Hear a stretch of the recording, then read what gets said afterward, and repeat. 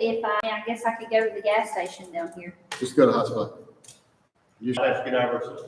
Well, Okay, as, we're gonna try. we'll find out in a second if this works. He said we're gonna find out in a second if it works. Works like a charm. That's the whole Okay, thing. that's the whole thing. 45 minutes.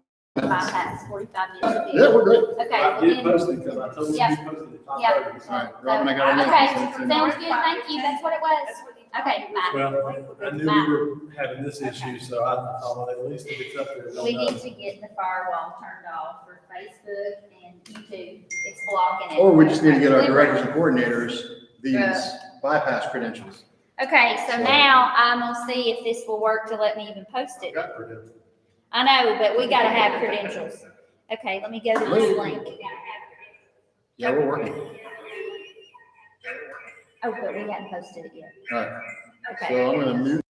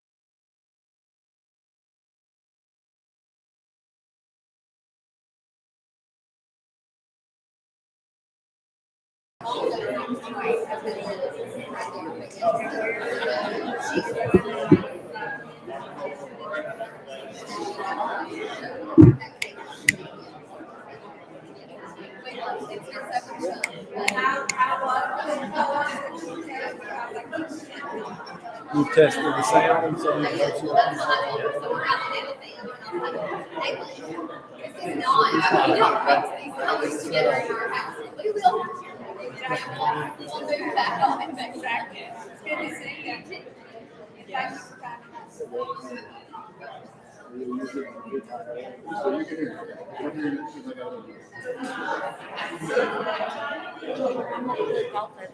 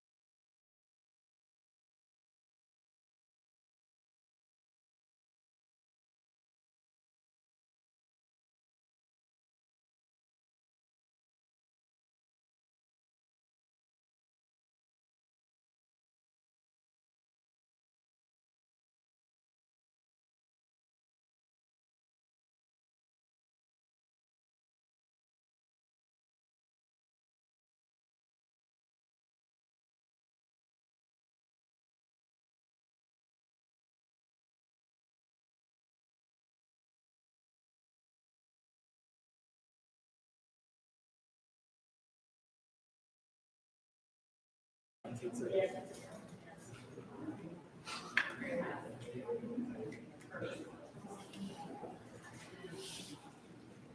it's 6 o'clock, so we'll go ahead and begin our meeting. I want to thank you for being here tonight. You speak on present. Our board chair is Ms. Karen Stoker, she's here, and then Mr. Carthel Rogers is our other board member who's attending tonight. And I will give Ms. Stoker the opportunity to welcome you, say a few words, and then we'll get into the agenda. There's a microphone. It is. That's a writer. Right there. All right, I'd like to welcome everyone. Thank you for coming tonight. We appreciate all the parents, the administrators who are here, principals, assistant principals, directors, coordinators. We appreciate that. I hope that this is very productive. Mr. Raines has our list of protocols that we're going to follow for this community meeting. So I'm going to turn it back over to him and we will progress from here. Thank y'all very much. Okay, so the number 8 on our protocols talks about the board developing special guidelines for participation. So I just wanted to kind of go through what those guidelines are going to look like tonight. We scheduled an open meeting. This is not a called board meeting. It's not a called board meeting because there's not a quorum of board members here, but the board chair and one of our board members is here. Because we got this meeting together so quickly, we had board members that already had scheduled events, okay, but they are here because we knew the urgency of the topic. We offered a virtual option, which we're live streaming right now, with a submission email. We did not open the chat component of the YouTube link. We're only allowing people to click on the link and then send us an email, and Ms. Samples is going to be monitoring that. I will tell us folks come in, if we need to pull more chairs out, Mr. Jones is going to do that. What we're going to do, and we're going to do this in all the meetings that are like this, we'll present some relevant data. We have some data that we need you to see because the main question we've been asked about our hybrid model is how's it based? What's it based on? We're going to show you what it's based on this evening. I've had a variety of questions submitted directly to me via email. We also had folks that signed up for public participation prior to the 10 o'clock deadline for Monday's meeting. All 12 were from one school, so they chose a spokesperson, and that spokesperson addressed their concerns, and those concerns are going to be answered either in our presentation or as we break down every question that's been submitted as of 4 o'clock today. I will tell you of the 178 email I had this afternoon that there were probably another 4 or 5 that emailed questions, and there were another 4 or 5 that emailed positive responses. Those are not part of this presentation. I want you to know that. Anyone who signed up at 10:01 or after and was not on the board agenda to speak, whether they represented Fairman or another school system, a school in the district, they had the opportunity to get their questions answered tonight, or they are going to be put on the agenda for the next board meeting. That's what the procedure states. And so I just wanted to make sure they knew that as well. Any virtually submitted questions will be answered. I mentioned that. And then at the end of the presentation, and we've gone through the questions, we're going to open up to any additional questions that have not been addressed. Okay, so I'm assuming that all the questions that we're going to answer have been submitted and they're on your minds. If we don't hit one of them, we're going to give you that opportunity. And then if there was one that popped up while we were talking that wasn't a submitted question, a follow-up, we'll allow that as well. I would request this. If you're here, cut your cell phones off or at least put them on vibrate so it doesn't interrupt the meeting and it's not picked up on the virtual meeting. The other thing I will ask is I wish you will maintain civility and the proper decorum in this meeting. You've seen board meetings, public meetings that have blossomed out of control quickly. We don't want that. We're all here for the same purpose, I hope. And so I think we can do that as professionals and as adults and talk through this. So I hope you'll share that with me as well. And then we will adjourn the meeting at 7 o'clock. We set aside 1 hour for this meeting. We'll start with the presentation of data. And I've got several folks around me here. Mr. Brown, who is our Student Services Director. He's also the head person dealing with the Department of Public Health and all the submission data that we've had to do for the past 2 years. Ms. Samples is our curriculum and instruction. She's the one monitoring our questions. And then I've got a variety of other folks around us. But I wanted to start off with the data because I feel like that a lot of the data is going to answer some of your questions that you have. So the first, go to the next slide. If you'll look at this, and I hope and trust that everyone's going to be able to see this. Most of them are pictorial, so you're going to be able to tell what that is. But that represents active cases and quarantines from August of 2020, start of school last year, all the way up through right now. And I'd be happy to make a copy of this for you, so I know how hard it is taking pictures and doing things, but if you want a copy, I'll be happy to give that to you. So you look at the bottom line, the blue line, that's last year. Those were our cases. The red line represents quarantines. That's from the start of school. You can see that first peak of quarantines is around our October Halloween issue that we had that bumped our cases extremely high. We had to move into a hybrid model. We actually closed schools for a week going into Thanksgiving, and then we had 3 weeks of hybrid going into Christmas. We did that based on the science of the 14 days to make sure kids could get over and get back to school safely. Then you can see the remainder of the year. The flat line in the red, that represents the summer. We were still reporting cases, but they weren't at the level that we were having to report during the typical school year. And then you'll see it goes on a trajectory straight up. Those are the first days of school. That's through 6 weeks of school right there. And you can see at the peak, that's when we went hybrid, and you see our cases coming down. That's the reason we chose to do a hybrid model. The next slide talks about total cases last year versus this year. The blue line is last year. You can see the trajectory. And then the red line is this year. That's from the beginning of school to the end of the year last year, 36 weeks. The red line is this year, 6 weeks of data.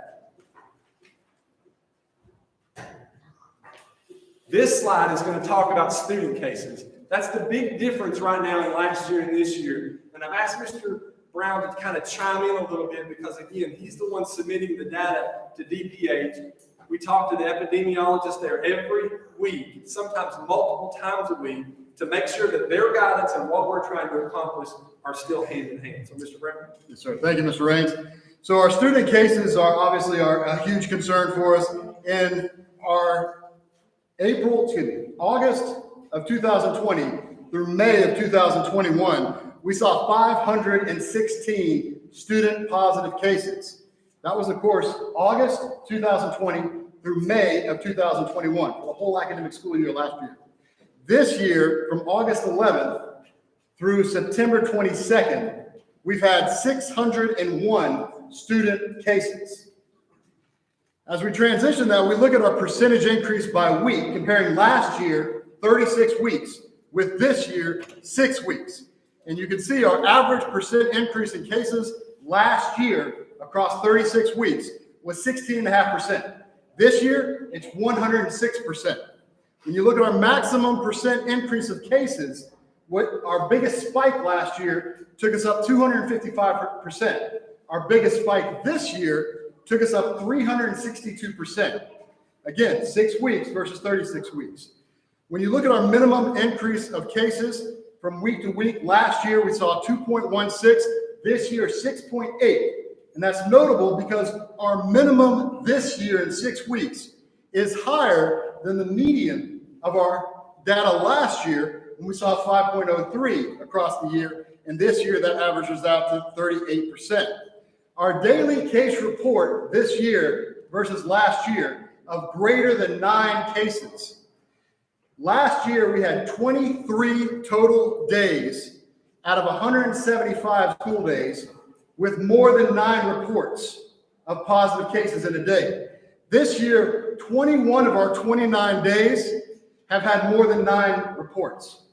That's 72% for this year compared to 13% for last year.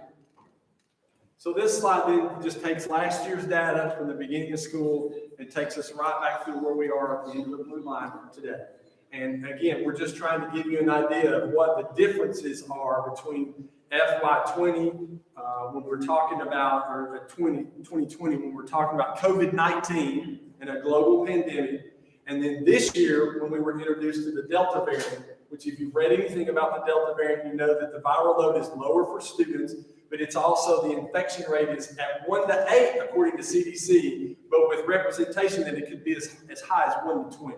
So we know we're seeing that in our cases, and it's just good comparison data from this year to last year. The next slide does a similar thing. It talks about August and September. So August at the beginning of school last year to September is the blue line. And then this year, the red line shows you August to current data where we are right now. Big difference in the 2 years. See that from the data. Maybe we can have a personal comment about it too. I can show you even more data. But I just thought it's important to point out how different those 2 years look. A couple of things to note. Last year, we had 38 weeks of school and 10 weeks of active cases over 50 positive cases. 10 weeks in 38 weeks. This year, we've had 6 weeks of school. And today, we are just now getting to 50 cases. We've been above 50 cases a week every single week. And I'll show you that in just a second. A one-day high of 82 positive cases. These aren't cases that we deem positive. These are cases based on testing. We make sure we point that out. Another point I think is important to point out is, sorry, I thought he was going to come sit down. I'll do it. We track clusters. This is from DPH. A cluster last year was 1 positive and 1 additional positive. So your student is a positive in a class of 18, 20 kids. And in that class, when they're quarantined, 1 other student became positive. That's a cluster, according to DPH, last year. Last year, for 36 weeks, we had 51 clusters, the largest being 10 students who 1 student was positive, 10 more students became positive because of that cluster. That was last year. This year, the definition of a cluster changed. Okay? Now it's 1 positive to at least 2 more positive cases. So close contact quarantine, 2 more become positive. This year in 6 weeks, we are currently tracking 23 clusters. The largest is 9, and it was at Fairland Elementary. I'm not putting that on Fairland. I'm just giving you the data. That's all I'm doing. I just want you to know that. So 51 last year, 23 already this year with a different definition that expanded to add more students to it. So how many days of instructional models have our students received? Throughout the entirety of 2020, we implemented a hybrid schedule for 3 weeks. I mentioned that earlier. Each student received 161 in-person learning days, 9 at-home days. We had about 20% virtual, drop down to a low of 3% second semester. We opened this year with 5 days a week, in-person instruction. August 26 and 27, we asked for our students to be at-home learning days as we transition to the hybrid model based on the data I'm about to show you. So far, during that time period, students have had 19 days of in-person instruction, 13 days at home or virtual instruction. At the planned end of the hybrid model or the extension through the week after fall break, students will have 6 more in-person days and 9 more at home or virtual days of instruction. Our instructional model so far this year will provide our students with 25 in-person learning days and 21 at-home virtual learning days. During at-home or virtual learning days, Walker County teachers are available to support students in their learning through Google Meet, Google Classroom, and other school-connected communication devices such as ClassDojo. So here's the data, and I'll try to stay out of the way. Maybe I'll do that. First one up there is the first day of school. We had 5 cases, 21 quarantines from the school, and 8 from the community. The first day of school. Doubled it the next day to 10, and you can see the progression. We went to 12, 23, 11, 43, 50, 40, 72, 61, 43, 38. On the 38 and 18, those are the 2 days when we were at home learning. That was a Thursday and Friday, prepping for hybrid on Monday the 30th. On Monday the 30th, we had 82 more positive cases. And then also quarantined 165 kids. At that point, we had almost 300 active cases, and we had almost 700 close contact quarantines across our district. Okay? We had 11 schools that had broken the threshold of 3 to 5% of moving into a new instructional model, which is based on the current guidance from the Department of Public Health. Then you can see on an 82 day, the next day was 34, 36. We're hybrid at this point. And we're still having 34, 36, but you notice we started lowering 17, 38, 19, 14, 9. The hybrid model of separating our students was working. The cases were dropping, the quarantines were becoming less and less, especially the ones associated with school contact.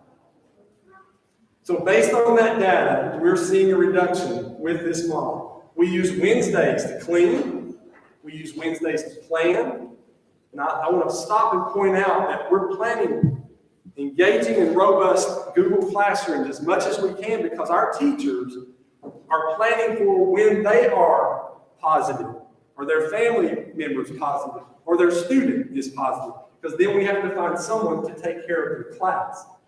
Half the number of kids definitely assist that, and we heard that from the principals today, and I'll make sure I point that out. The other thing I'll point out is our admin, they have a lot of duties and responsibilities in their buildings. They are not getting to any of those right now because they're covering classes, they're cleaning buildings, they're cleaning restrooms, they're calling parents, they're filling out forms, they're talking to DPAs, they're talking to us. There's a lot going on in our buildings that a lot of folks don't realize that's happening to keep our kids and our employees safe.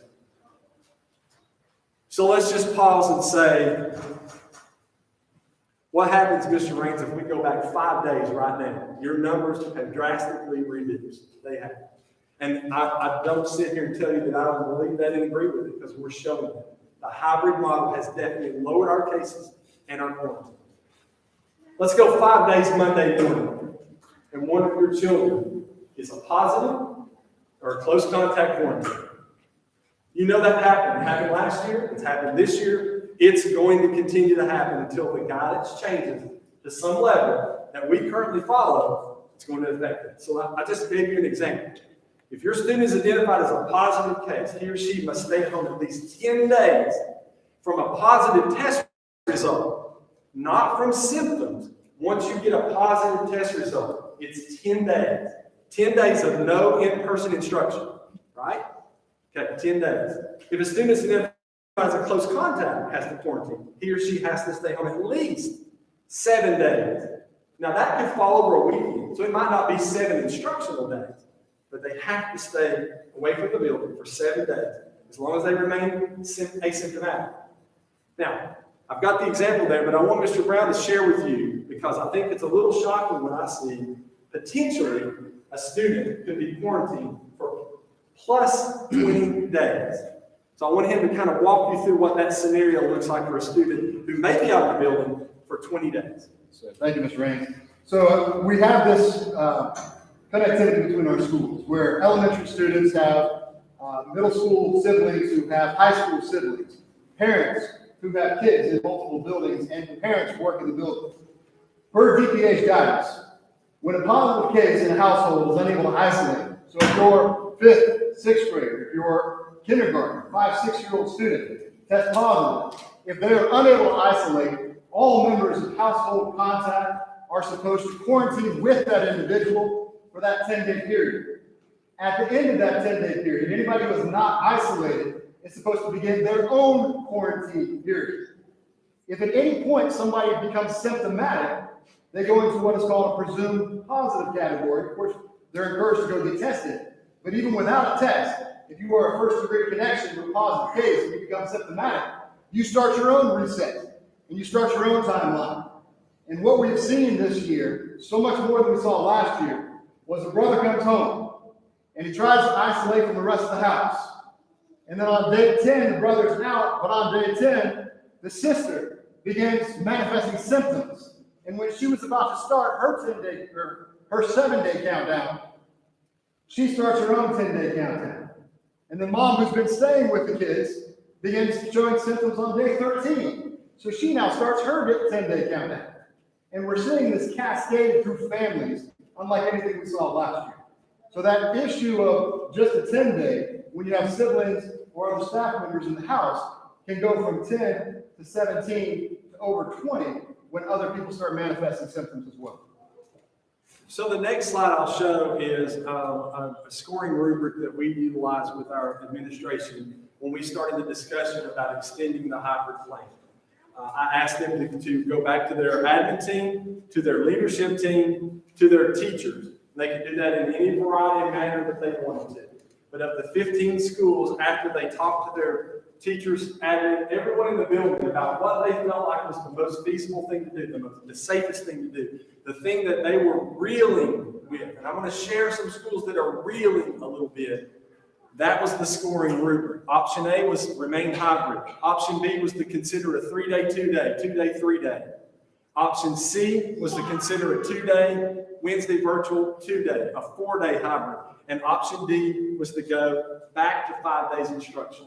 Okay?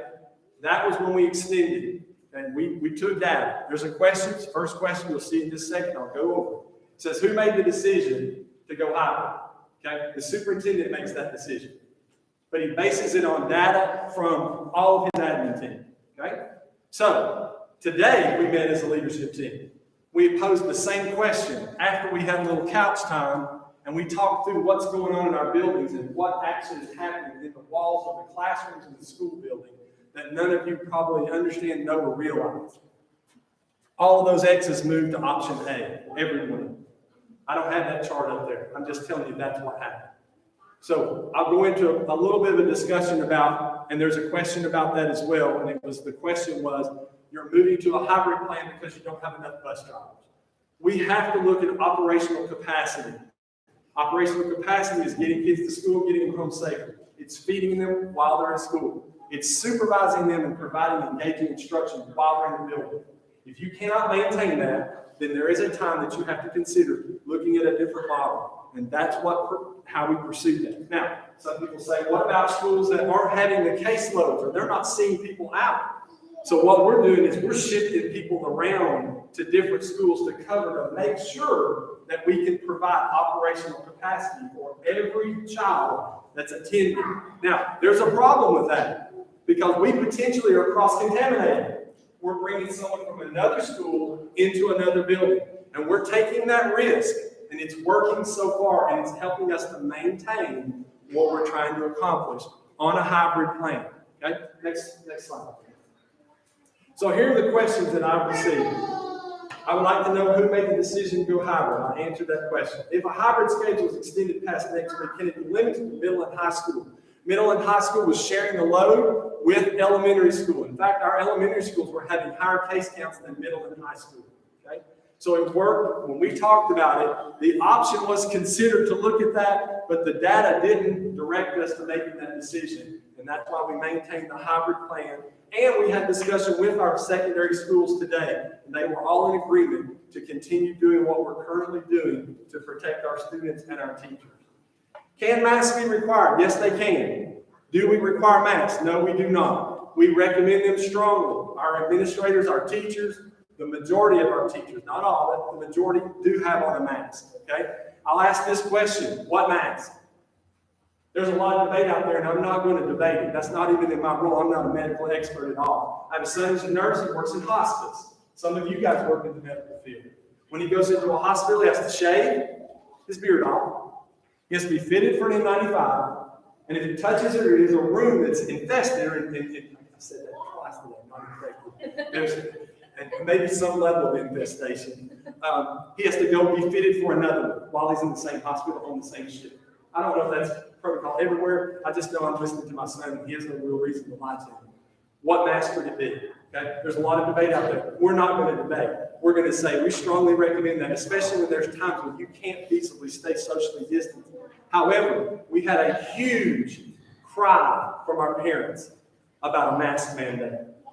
The majority said we won't come to school if they have to wear a mask. It's a choice. We want you to be able to do that with your own children and for our teachers, but we're not mandating.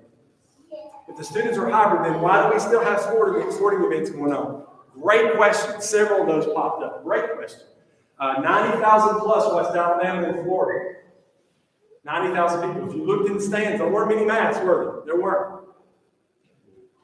We have multiple protocols in place for all of our extracurricular and co-curricular. Extra is athletic, co is academic. Anything they do after school, which is voluntary, anything they do, they have to go through 2 protocols.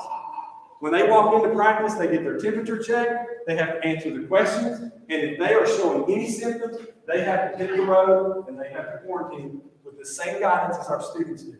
When they get on a bus to go somewhere, they have their temperature checked. We try to space them in the bus to protect them. That way, when we're going to another school, we're protecting both our students and the students that we're visiting with.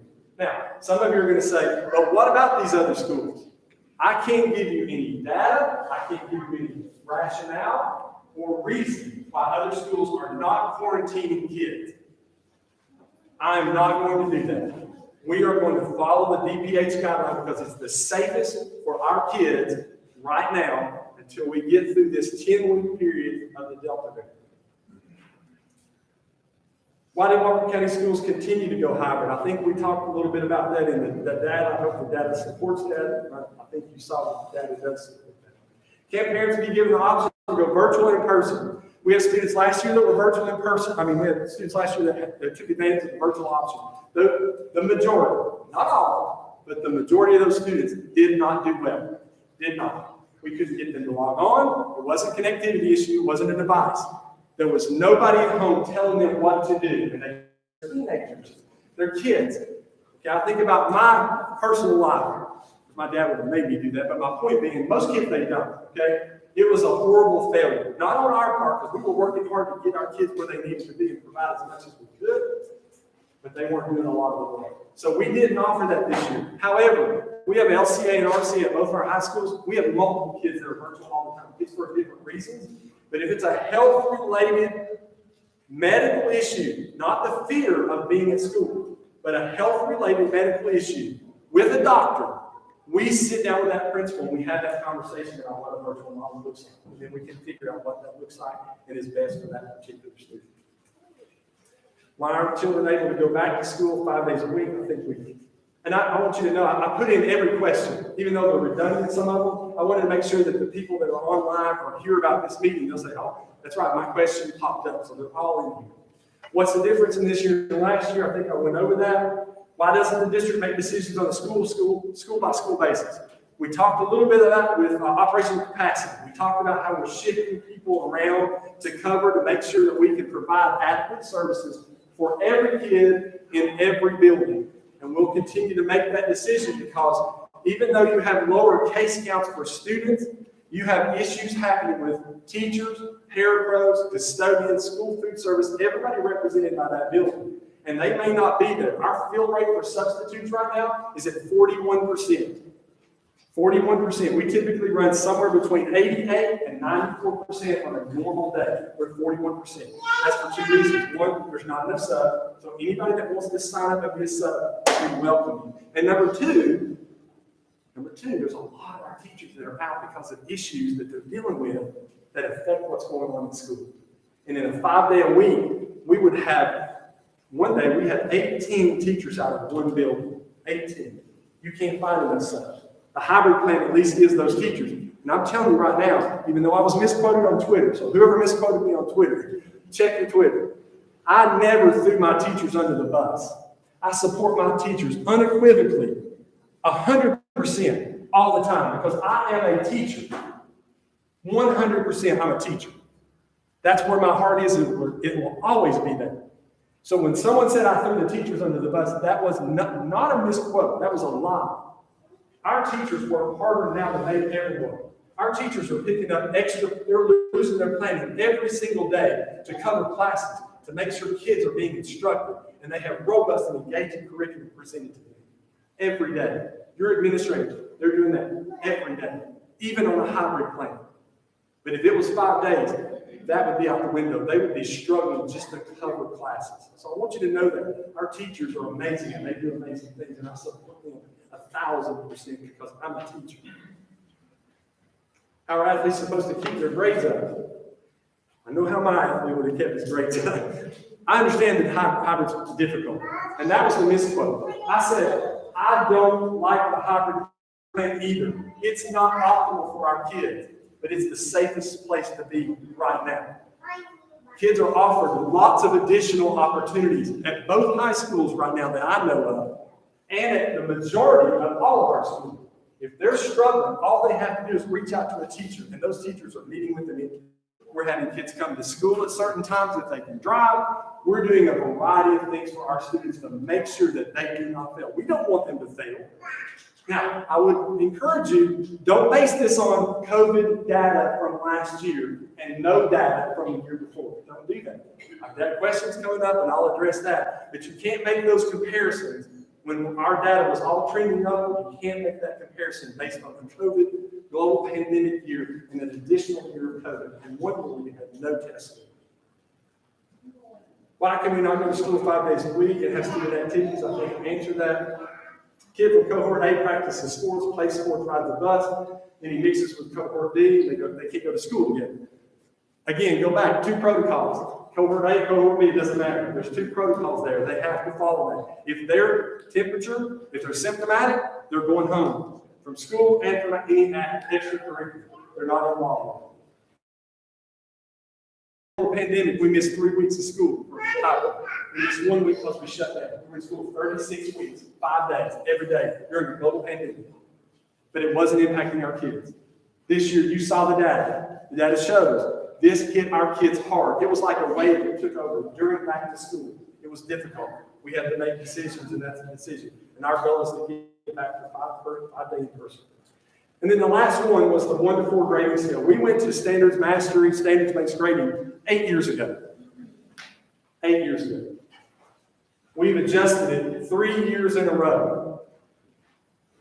And every piece of data we have from 2014 to last year during the COVID year showed every area of academics, 1 to 4s, beginning all the way up, trending up. And then we had COVID. So my suggestion, and I've already talked to a couple of you, we need to meet together with your building level principal, with folks in the central office who understand testing, and we need to have a conversation about that so we clarify all of that. Because the last thing I want people to think is that we're not achieving academically. We are. We had a rough year last year. We didn't have data the year before. And we had a lot of kids that just didn't take the test last year. So there's reasoning, but you can't say bad test scores, go hybrid, and we're just throwing education out the window. We're educators. That's our heart. If you don't believe that, that's a conversation you and I need to have together. Because that's what our heart is making sure we're taking care of our kids. Socially, emotionally, but academically, because that's what we do. That's our business. That's our core business. We want our kids to be the best that they can be. That's the goal. And we're going to continue to work for it.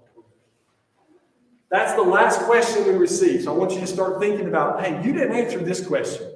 But right now, and I think, we're so close. That's perfect. We have asked Dr. Vocio, who is the director of the Department of Public Health in the Rome office, who has been giving us guidance for the past 2 years. He has our plan. He knows exactly what we're doing. He's known it from day one. We update him weekly. We have conversations with the epidemiologist, not the secretary who answers the phone, the epidemiologist. And we talk about every decision that we're making across our district or at individual schools. And we've asked Dr. Vocio to join us tonight for about 5 minutes. Dr. Vocio, I so appreciate you being here tonight and giving us some time. And the floor is yours.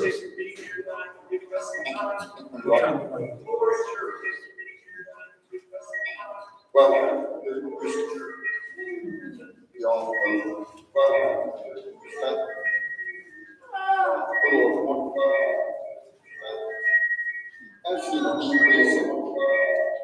He's getting a lot of feedback from his end.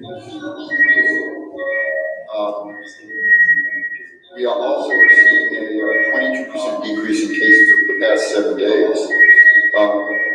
Increase in cases over the past 7 days. We are seeing a decrease in the number of children who are experiencing COVID right now. However, the numbers are still extremely high in children between ages 5 and 17. They have a very high case rate, one of the highest in the age range of children. They are experiencing 450 cases per 100,000 people. And that's an extraordinary number of children being infected with the COVID virus. In general, I want to give you a history of what Walker County is experiencing in general. Over the past 2 weeks, we've had 481 cases of COVID over the past 2 weeks, and that case rate is 701 per 100,000. Not only is the 100,000 denominator just to even it out, that 701 is extraordinarily high. What we like to see a case rate of 100 per 100,000. So Walker County is very high in regards to its case rate. Now, children in general are experiencing some of the highest COVID cases in Georgia. About a quarter of our new cases each week are children between newborn and age 17. We are seeing, however, like I said, an increase in the case rate. Currently, the rate is about 20% higher in adults, children than in adults.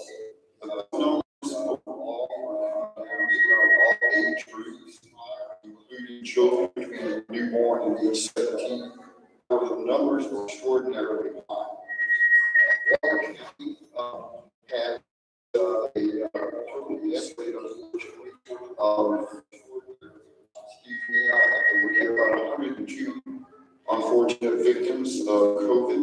Your death rate is about 1%. We are seeing, like I said, a decline in children being infected with COVID. I want to give you this number.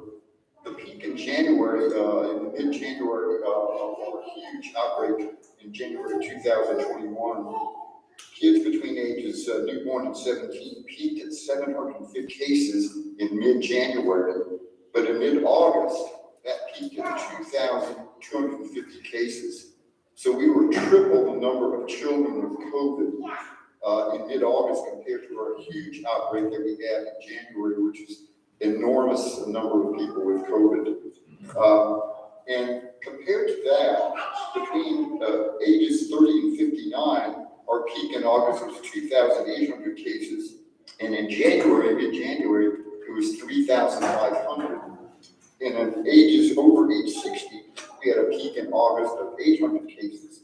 But our peak in January, in mid-January, right in mid-January, was 1,500 cases in Georgia. So what I'm saying is children experienced a threefold increase in cases in August compared to almost every age range otherwise.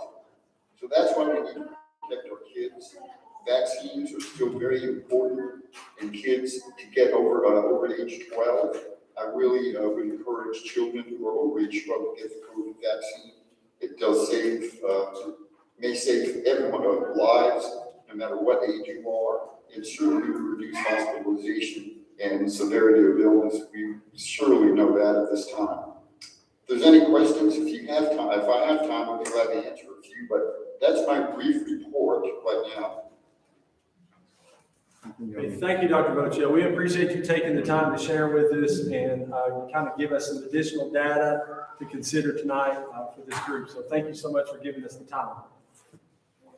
You're welcome. Have a good day.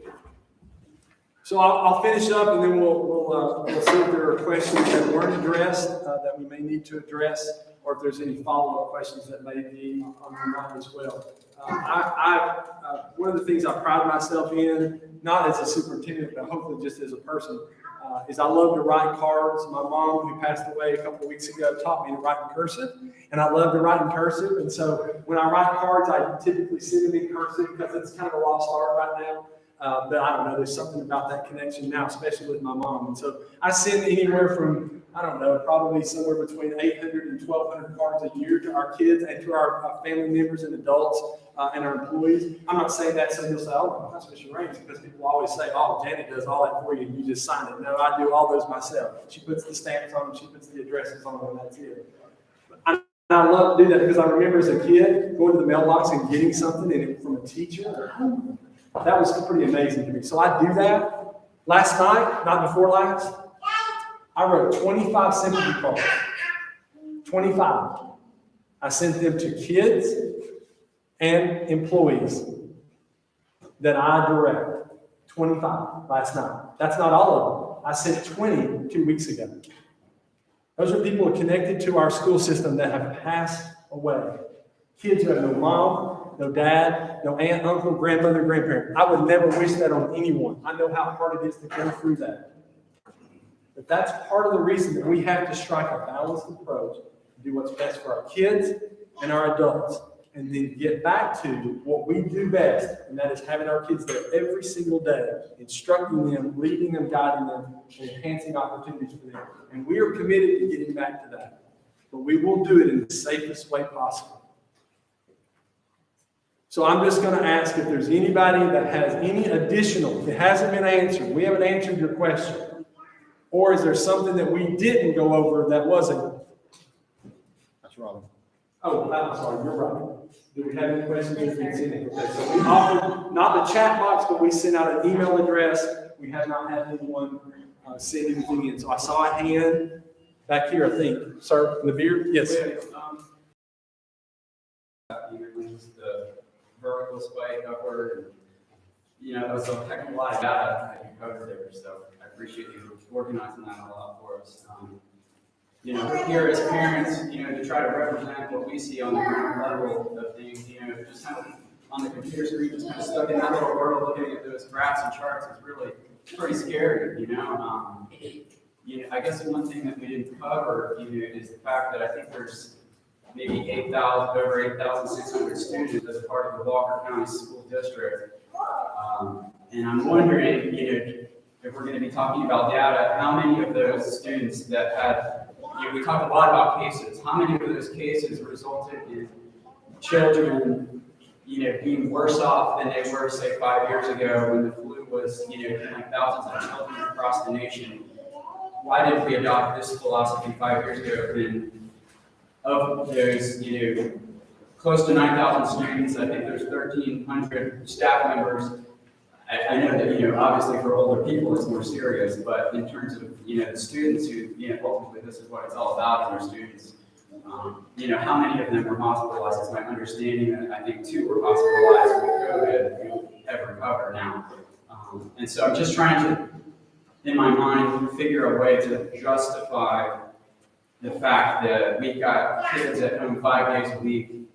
They're being deprived in education that they deserve when the majority of the country is open 5 days a week. Talking about cases, I was just on the phone with people out west and out in California where they still have the highest rated cases in California. And all of the schools are open 5 days a week there. And so I just wonder, it doesn't justify putting our kids at this disadvantage right now because of the fear that we all have that that they could end up in the hospital or die. I just don't see that data personally from everything that you just shared with me. 5 years ago, 10 years ago, we've always learned, how to adopt, live with the flu. It's part of, life. I've experienced that. I lost my wife 5 years ago. I understand, I don't take this lightly. I don't want anyone to die. I believe we all want our kids to be safe. We want everyone to be safe. And, my heart goes out to you, and I know that there was a staff member that passed. This is serious. We need to handle this seriously. Anyhow, that's my rant. I appreciate you. Yeah, and I'll tell you, I sat in a different county in a different position on the pandemic committee for years. This was 10 years ago, and we never talked about social distancing, mask, vaccine. We didn't. We were planning for whatever was going to happen. But then it just kind of fell away, and then this came. And so you make a lot of good, valid points, and I appreciate that. I don't have the luxury of making decisions based on fear. I can't listen to the national media. I can't even listen sometimes to what's being said around me. I have to go to the middle and say, okay, what's best for our kids right now? And you have mentioned our employees that are suffering through this too, providing those services to our kids the appropriate way. So I definitely appreciate your comments and your insights and what you said about the presentation as well. Questions? Yes, ma'am. I just want to know, okay, all of our sister counties, Whitfield, Texas, Chattooga, they're all going to school 5 days a week. Have we figured out what they're doing to do the same thing that we can do to figure it out? Have you talked to their super? Chickamauga City schools are going 5 days a week. We're in the same neighborhood. We go to the same Walmart, same food line, whatever. I want to know what they're doing to be able to have their kids 5 days a week. Because I have a middle schooler and an elementary schooler. And my middle schooler, I can leave him on his computer, he does his work, it's great, it's fine. My elementary kid is coming home with a work packet and not getting I work a full-time job. So does my husband. And I'm sorry, but if it wasn't for my mother, then what would I do?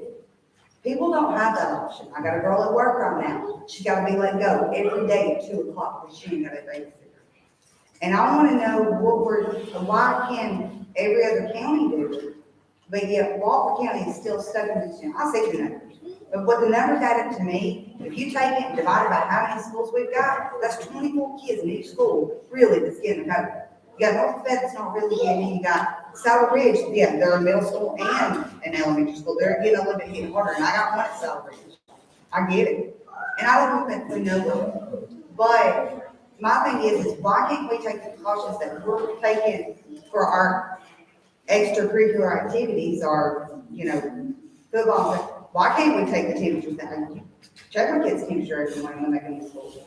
You wanna give them a little sheet, so did you throw up this morning? Fine, do you have a temperature? No, that is okay with me. Or have a cohort A, cohort B, and split them up. Go 3 hours in the morning with this class, or this group, and then go stay out for an hour, and then go 3 hours with this next group. Because my kid's not getting the education that he needs in elementary school. He does not have a laptop at home. He's got a work packet with 5 pages of work that we get done in one day. So a couple of things. I'm not gonna speak to anybody around us. I will tell you that we stay in contact with all 17 of the superintendents in our region, which is from here to Paul County. I talked to Ms. Reese, I talked to Ms. Day, I talked to Mr. Ingle in Dade County. I talk to them constantly. But all of their data looks differently from my data. And so I have to make decisions just on my data. And the goal is to get that to the. And we're making progress toward that. We understand that it created hardship. We do. We know that. That was the difficulty in making the decision. We knew that was going to happen. And so we'll continue to look at the data. We'll continue to monitor. If we need to make changes, if you remember the 2 school case calls, I've always said, if data changes, we will make adjustments, and we will. And we'll continue to look at that.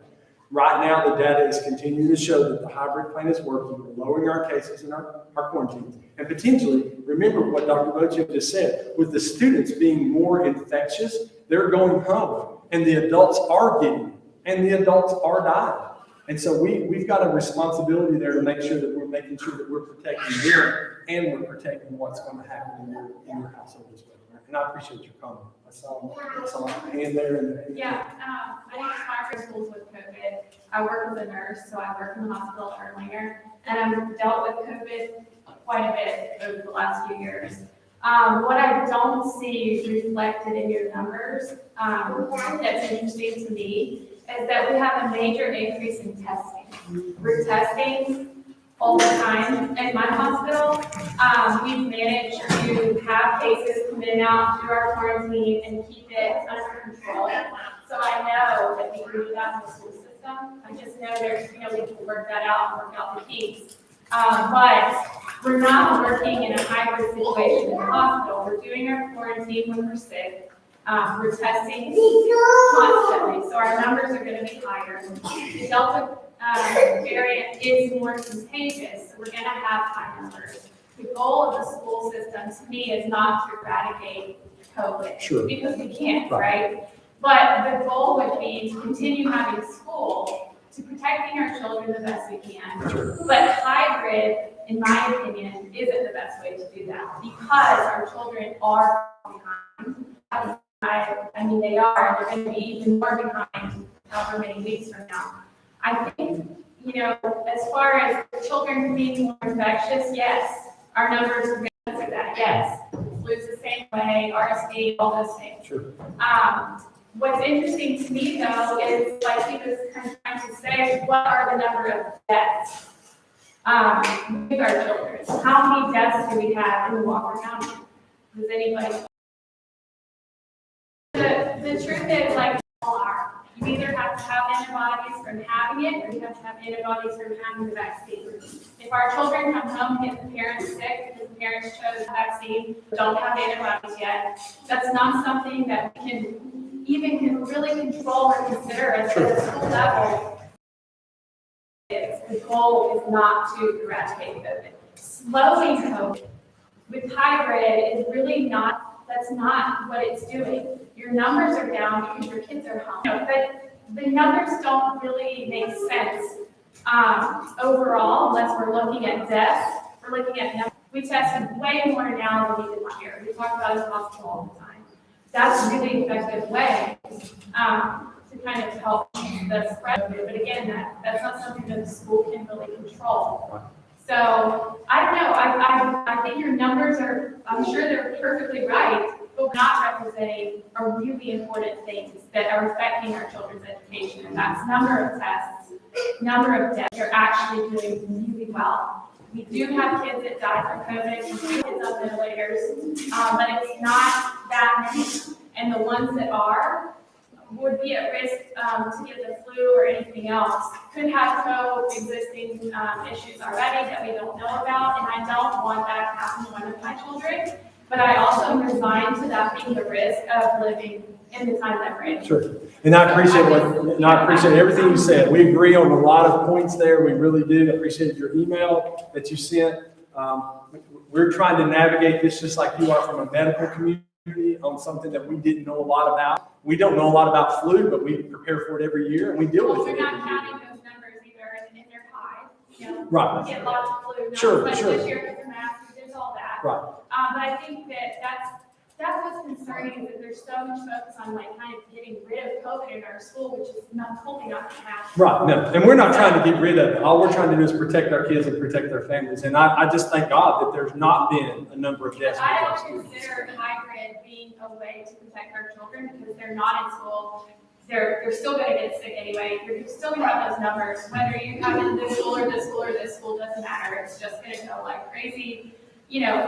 But what is happening is we're not focusing more on what they're actually getting in the education that they're getting. It's substandard. And all the other schools around us, private schools, homeschool, whatever, they're doing school, you know, and the counties around. And I get that you're not looking at all their numbers, but you could. And we could. No, I didn't say I wasn't Yeah. looking at it. I don't have the luxury of making my decision on their numbers. Yeah, I'm not but going we to. could look at that, Right. because they're taking risks that we're not in Walker Sure, County. sure. And I understand that everybody in this room may not want to take that risk. But I feel like you're making that decision to not take that risk for all of us. Whereas I am willing to take the risk, and I fully understand it. And I choose to have my children in school 5 days a week, and I will keep them home when they're sick. And I already test them at home, and I do check their temperature, and I do make them wear masks. So I just feel like you're taking that decision and making it for all of us not to take that risk. But we are aware of it, at least I am. Sure. And I want my kids in school over not getting COVID. I appreciate your comments. The testing, I'll just start there. I know we have another question over here. We can't find the test kits. We're working through primary health care to try to get a provider to get those kits and use some of our CARES Act money to provide that. It's been difficult because of the availability for schools, not for medical places, but for schools it's been difficult. Yes, sir. Just a quick comment. First off, the last thing I want is my son more screen time, so I'm not going to. But my question is there a financial impact to the school if we decide to pull our children out of Walker County School? There's always a financial impact if you pull your child. Our funding formula is based on the number of kids we serve and how we serve them. Yes, there is. Secondly, your data showing the COVID positive. I might have learned something, I didn't realize there was a test that showed either COVID or the D variant. Is there? We're not saying that at all. I was tested and I was positive. No one could tell me if it was COVID or variant. Nothing. I was just like a positive case. That's all we're getting. So we're relying on medical officials to tell us, yes, they are positive for COVID, not RSV, respiratory infection, flu, strep throat. They're still telling us those as well. But they are giving us something from that office that says this is a positive COVID test. It does not say COVID-19, it does not say Delta variant, it does not specify. These are the ones I've seen. And Barbie, we have our nurse here, maybe she can verify that as well. I'm just, you guys have your comment about test, you correct me if I'm wrong. I think what she was saying was you're comparing last year's data in regards to the test. What you're not considering is that there are way more tests happening than last year. Last year, if you had symptoms, you were told to go home, and we're not I last year. apologize for that. I didn't know that. Thank you for clarifying. Appreciate that. I just have a question on the days that they are hybrid. I have 3 children at Rock Spring, and they are from pre-K, kindergarten, and 2nd grade. Yes, thank you. My 2nd grader is an amazing student. She's very intelligent, but every single day at home, because it's not, we get a packet. And last year, when this first started and we were sent home, we even did like the Google Meets or we did FaceTime calls.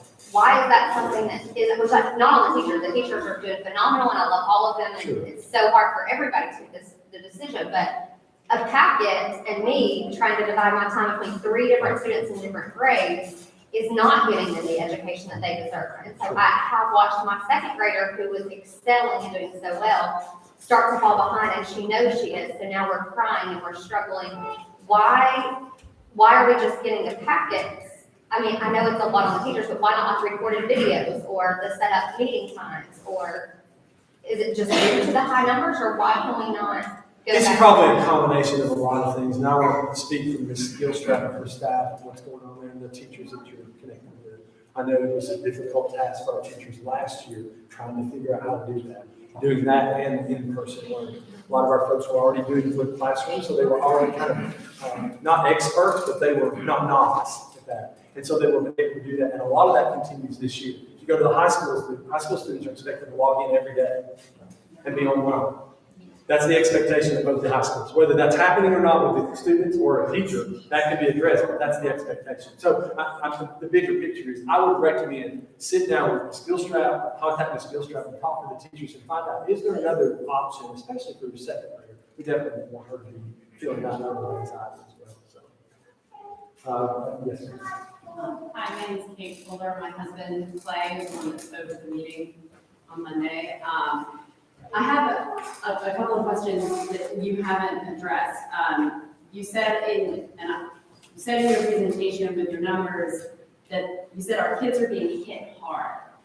But what I think you're saying is our kids are testing positive for COVID. To say that they're being hit hard implies that they're extremely ill, and you by your own admission they are not. So the big red number that looks really scary, I find a little disingenuous. You say that you have to keep our kids home to protect the people in their households. Are you telling me that the people in their households don't go anywhere else? No, I didn't say that. I said we're trying to protect our kids, and we're also concerned about them going home because their viral load is higher and their infectious rate is higher. So I understand that, but the children are still coming to school 2 days a week. And then they're also going everywhere else, including to meetings and workplaces and the YMCA and sporting events and church. And then the people in their homes are going other places as well. Hybrid has been shown, and I wish Dr. His name was still on here, to only be effective to control infection spread if you are only going to school and to your home. Last year, people did that. We were shut in. This year, everything else is open. You're not protecting someone inside a home from their kid bringing COVID in if they're going everywhere else. It's just, it doesn't make sense. And you're a smart man, you're educated. The first rule of statistics is that correlation does not prove causation. So for you to say that you went hybrid and case counts have gone down, it doesn't prove that hybrid caused that. They're going down all around the country. So please stop saying that your hybrid model has reduced your case count. thank you for your comments. I saw somebody else. Oh, I'm sorry. Yeah. Can you explain this 10-week Delta timeline you have? Because just to speak to that. Yeah. So hospital, I'm in the medical field, I'm in the medical field, and all 3 hospital systems here locally have returned to full cases. So they're doing elective cases, they have suspended elective cases. We're now seeing in all 3 systems, so it's not just 3 hospitals, it's 3 hospital systems, in fact, like 6 hospitals. So I'm trying to understand this like model, this 10-week Delta variant thing, and then you're putting us on another 5 weeks of this virtual or this hybrid. Where are you getting these timelines? So Dr. Ochoa shared the Delta variant time frame. If you look at other countries that have gone through this, there's been 10 weeks. That's been the number. If you look at India, it was a 10-week period where the Delta variant came in and left. It is what it is. But Dr. Ochoa confirmed that when we talked to her, so I'll let Glenn kind of share a little bit about that. So this is something that Dr. Lucio and his staff, Melissa Hunter, have shared with us in the past. We have confirmed that again in our conversation with them earlier this evening, that we are on track with our current hybrid plan to catch the tail end of this 10-week variation surge in America, in Northwest Georgia. So I'm not a medical expert. That's why we talk to them regularly. he did support our plan with the statistics he said. The numbers are already going down, not because our hybrid schedule. That's correct. It's going down, but we still have a long way to go, and our case counts are still high, and our community spread is still high. And Dr. Vocio recommended our plan be. So, last question, we're at 7 o'clock. No, we're gonna extend time. Okay, so I'm controlling the meeting, sir, so I'm gonna have her question, and then you and I can It's not just me, there's others. I can put my hand in. Okay, ma'am, you have a question right here. You have a question? So, everyone has their own situations. We live in Plumstone, so we come out of county to go to Maryland because we value education so much. But it takes risks, the way we live. Me and my husband don't have family here. We have another baby coming. We have a tight budget for food. So it's like, when something like this happens at the drop of a hat, and then all of a sudden I can't help my husband anymore. I can't, I got one apple in our lunchbox last week from the school. We got, it just doesn't feel like anybody cares. Nobody reaches out to my kid. There's 10 kids in his class, so he sees 5 twice a week, and I just feel like that's such a small thing. I guess it just hurts because we value education so much, and he has a speech problem, and I can't fix that. I don't know if he's going to his meetings. And so it's just, we all had COVID. The only thing that happened to us is we couldn't taste our dinners for a week. So it's like, why are we being treated like everybody else? I just think what you're saying about the risk, we're willing to take the risk for education, that's more important to us. That is more, having a childhood is more important to us, and this just isn't something. And I appreciate your situation. Thank you for sharing that. I really do. And a couple of things that you mentioned. One of the things, and I know Michelle was in here. Oh, she's still out here. Thank you, Michelle. Who runs our school food service. We're having such a difficult time getting food right now that we can send home, because we pride ourselves in making sure we're taking care of our kids. It's been like pulling teeth to just get things delivered to us. And so that's been a struggle for us, because we really want to make sure our kids are getting that food on this hybrid schedule, and it's really taxed us. And so I apologize, knowing that that's not our issue. It's a bigger issue with employment and trucking and a variety of things. But I hate when I hear things like that, because that right there is a heartstring of mine. And I appreciate your situation as well and what you're doing for your family. And again, I want to reiterate to everyone here, my goal is to get back to 5 days instruction and move forward with what we do with our kids. That's exactly what we're going to attempt to do. It's what we're going to try to do. And as soon as we can get back there and know that we're doing that in the safest manner, we're going to do that. So, okay, one question right here. So, and I appreciate it.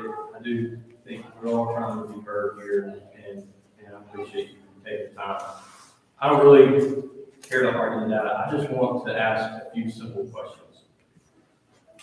You lump all the data together for the whole county, but when we break it down by school, does that not then determine maybe we do something different for one school than the other, just like we might do something different for one classroom than the other?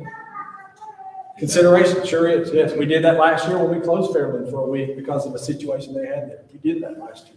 You're exactly right. So then, would we not also do the same, instead of going straight from 5 days a week to hybrid, would we not consider maybe trying math for a week or two, or doing something, or giving the parents the option, hey, you can keep your kids at home, but if you send them to school, then you can wear a mask. Something, it seemed like we swung the pendulum from one side to the other without an explanation, without you say you want to open back up, we don't have a goal. Sure we do. So my question is, can we go to let the principals decide what's best for their school? Well, I showed you the data today, what the principals decided today. That's not my question. Can we revisit with the principals and ask them if they would like to? Questions like that with our principal all the time, but we still have, there's a district decision that's going to be made based on the safety of everyone in our district. So your answer is no.